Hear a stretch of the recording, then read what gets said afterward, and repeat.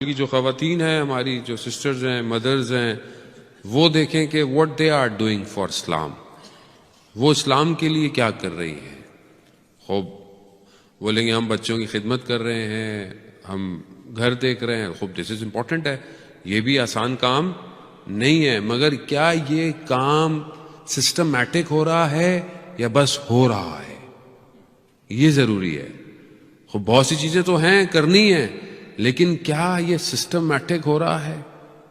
اسلام منع نہیں کرتا ہے وومن امپاورمنٹ کو، خاتون کام نہ کرے، اسلام منع نہیں کرتا، اسلام کہتا ہے کام کرے۔ حضرت خدیجہ اس دور میں کہ جو جہالت کا الٹریٹ دور، کہ جہاں پر خاتون کی عزت ہی نہیں ہے، اس دور کے اندر حضرت خدیجہ بزنس کر رہی ہیں، کاروبار کر رہی ہیں، اور اس وقت ان کے القاب کیا ہیں؟ طاہرہ، یعنی پاکیزہ۔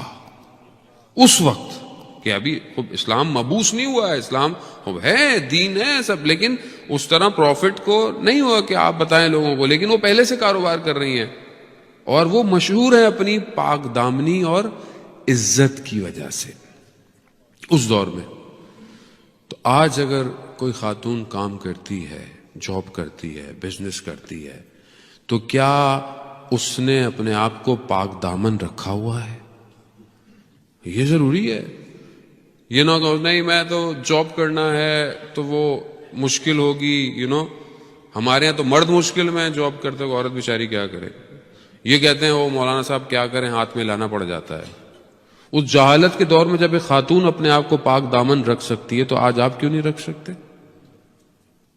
خوب آپ سب کر سکتے ہیں اگر چاہیں، اگر نہیں چاہیں تو we have hundreds of excuses, بہت ہے ہمارے پاس۔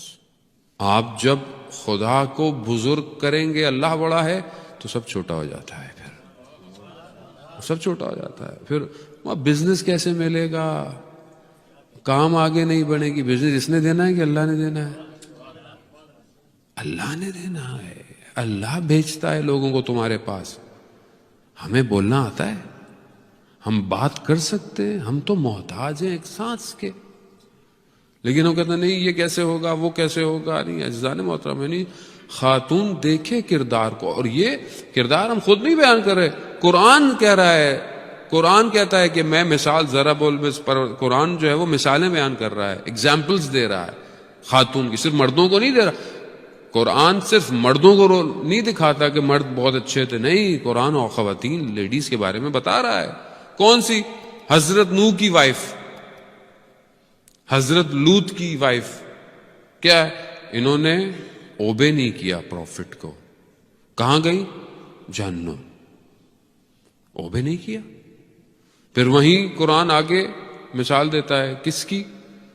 فرعون کی وائف حضرت آسیہ، کہ جو خدا کی بارگاہ میں کہہ رہی پروردگار میں تیری خاطر تیری عبادت کرتی ہوں، مجھے جنت میں گھر عطا کر۔ فرعون کے گھر کے اندر، اب فرعون جسے بولا گیا کہ ایک بچہ پیدا ہوگا جو تمہاری حکومت کو، تمہاری گورنمنٹ کو الٹ دے گا، یہ پوری دنیا میں بچوں کو مار رہا ہے، لیکن اس کے اپنے گھر میں بچہ پل رہا ہے۔ یہ خدا ہے۔ خدا جب چاہتا ہے تو موسیٰ کے اپنے محل میں، فرعون کے محل میں موسیٰ کی پرورش